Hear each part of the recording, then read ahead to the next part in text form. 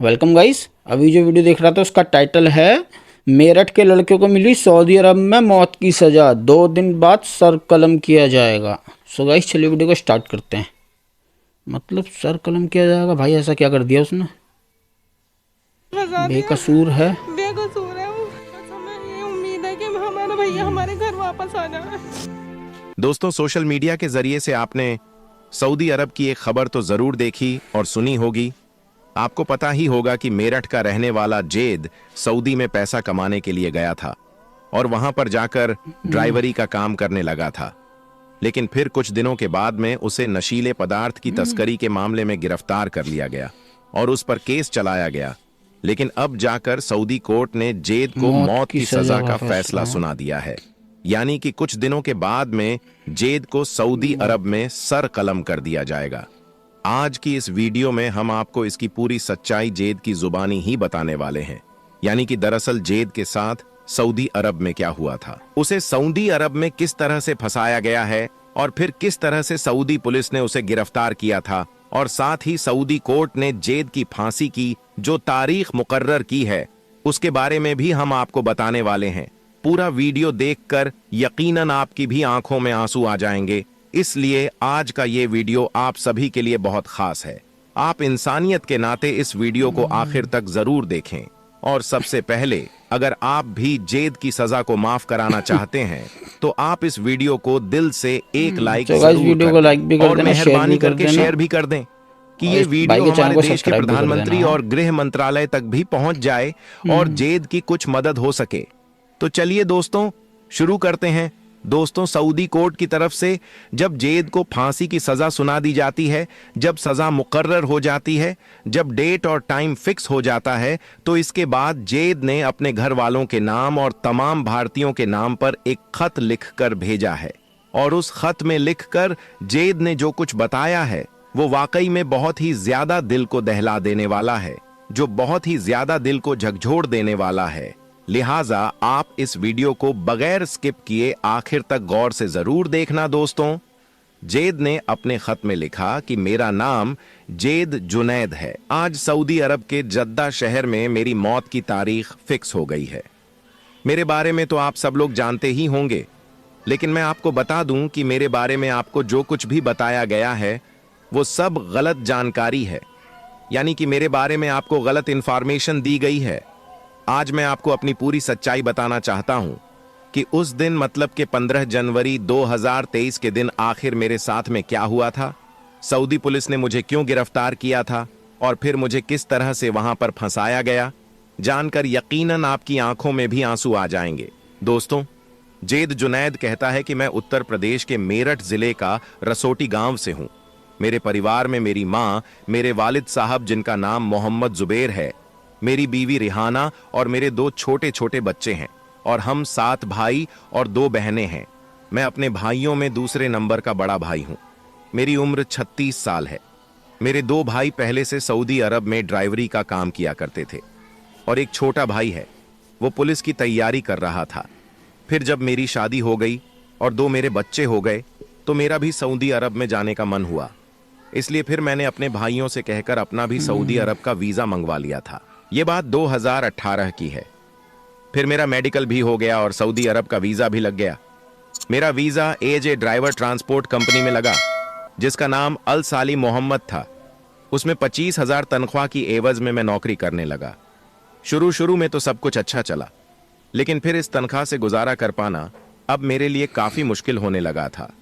इसलिए फिर मैंने उस ट्रांसपोर्ट कंपनी से रिजाइन दे दिया और दूसरी कंपनी में जाकर शिफ्ट हो गया जिसका नाम अल जफर कंपनी था। अब मुझे उस कंपनी में अच्छी सैलरी मिलने लगी थी और ओवर टाइम के साथ साथ कभी कभी मुझे टिप भी मिल जाया करता था। अब मैं उस कंपनी में बहुत ज्यादा खुश था। और फिर जब मैंने अपने घर वालों को इस नई कंपनी और इस तनख्वाह के बारे में बताया तो वो भी बहुत ज्यादा खुश हुए। अब सऊदी अरब में मेरे लिए सब कुछ अच्छा चल रहा था, लेकिन शायद मेरी किस्मत में कुछ और ही लिखा था। इसलिए फिर एक दिन मेरी गाड़ी का एक्सीडेंट हो गया और वो एक्सीडेंट इतना ज्यादा भयंकर था कि जिसमें मेरी गाड़ी पूरी तरह से डैमेज हो गई। लेकिन अल्लाह का शुक्र है कि मैं उस एक्सीडेंट में बच गया।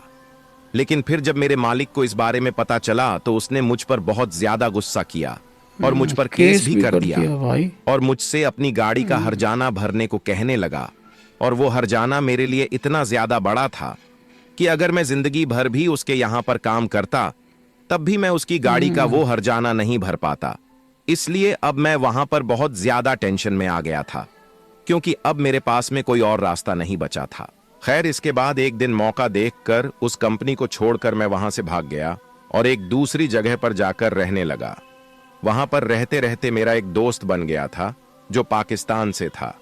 फिर उसने एक दिन मेरी मुलाकात एक लोकल पुलिस वाले से करवाई, जिसको मैंने अपनी पूरी आपबीती बता दी।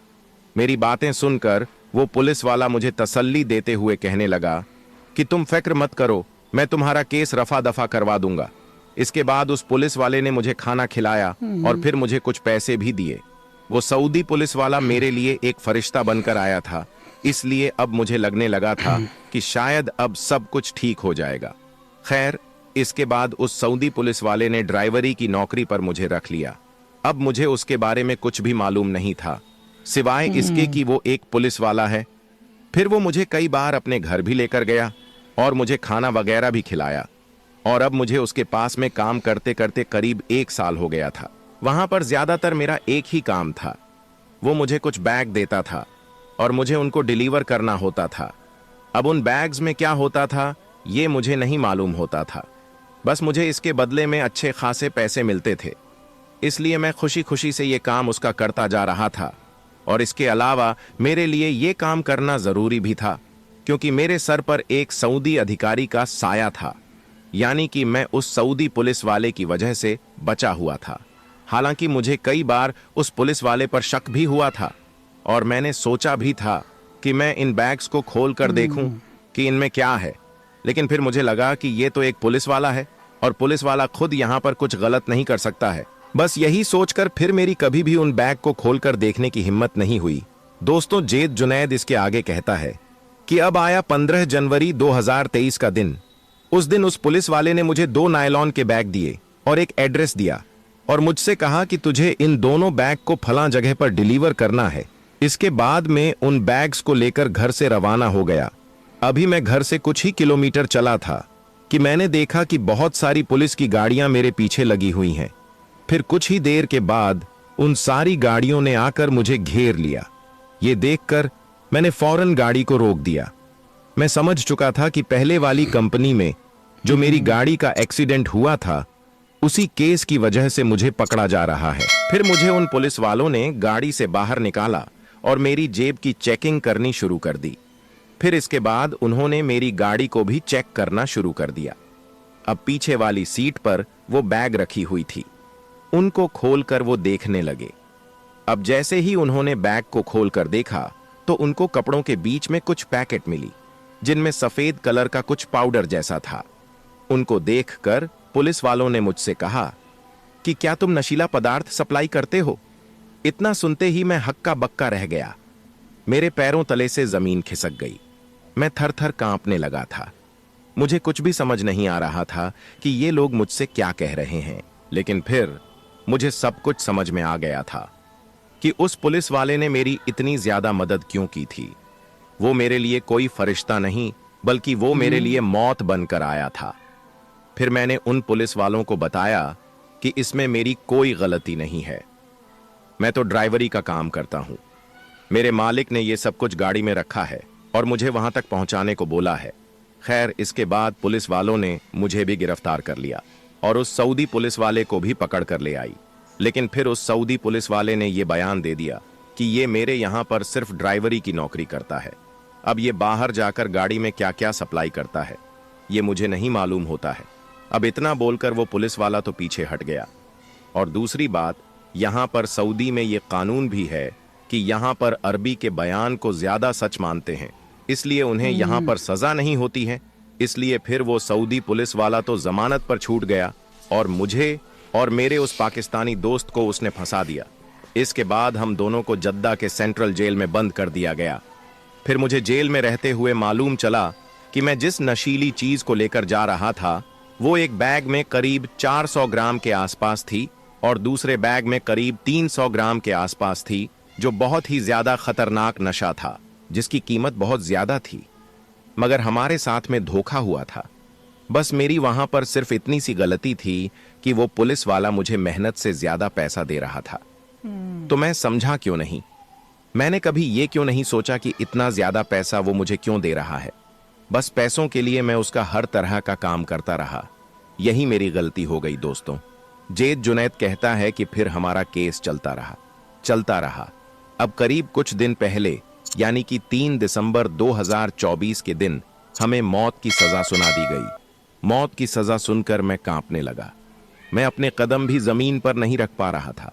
इसके बाद यहां से मेरे घर वालों के नाम एक लेटर भेजा गया, जिसमें बताया गया कि आपके बेटे को सऊदी अरब में नशीली चीज की तस्करी के मामले में मौत की सजा सुनाई गई है। अब अगर आप चाहे तो जल्द से जल्द नई दिल्ली में मौजूद सऊदी शाही दूतावास में जाकर किंग सलमान बिन अब्दुल अजीज के नाम पर दया याचिका कर सकते हैं। लेटर को पढ़कर मेरे घर वालों की हालत बहुत ज्यादा खराब हो गई। उन सब का रो रो कर बुरा हाल होने लगा। अब मैं ये खत आप सब भारतीयों के नाम लिख रहा हूं और आपको बता रहा हूं कि आप हमेशा याद रखना, आप भले ही कम कमा लेना, लेकिन कभी भी अपने घर को छोड़कर के विदेश में मत जाना। अब घर में मेरी बीवी है, मेरे छोटे छोटे बच्चे हैं, उनका रो रो कर बुरा हाल हो रहा है और मेरे घर वाले चाहकर भी मेरी मदद नहीं कर पा रही है। बस वो रोए जा रही है और मेरे मरने का इंतजार कर रहे हैं। सच में दोस्तों, जेद जुनैद की ये दर्द भरी कहानी सुनकर रोना आ गया। अगर जेद के लिए जल्दी कुछ नहीं किया गया तो उसे सऊदी अरब में मौत की सजा दे दी जाएगी और उसका सर कलम कर दिया जाएगा। इसलिए हिंदुस्तान की हुकूमत से हाथ जोड़कर गुजारिश है कि वो जल्द से जेद की कुछ मदद करें और उसे सऊदी जेल से निकालने की पूरी कोशिश करिए। और साथ ही हम सऊदी अरब में काम करने वाले अपने हिंदुस्तानी भाइयों से भी अपील करते हैं कि सऊदी अरब कानून बड़ा सख्त है, वहां पर कोई अपराध करके बच नहीं सकता है।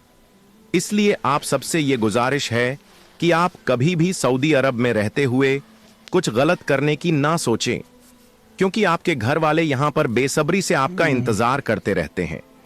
आप उनका जरूर ख्याल रखें। आखिर में हम अल्लाह ताला से यही दुआ करते हैं कि अल्लाह पाक सऊदी अरब में जेद जुनैद की गैब से मदद फरमाए और उसे सही सलामत अपने घर वापस लौटाए। आमीन अल्लाहुम्मा आमीन। एक बार आप भी कमेंट बॉक्स में आमीन जरूर लिख देना। क्या पता किस भाई की दुआ कबूल हो जाए और जेद जुनैद सही सलामत वापस अपने घर को लौट आए। आपका वीडियो देखने के लिए बहुत बहुत शुक्रिया।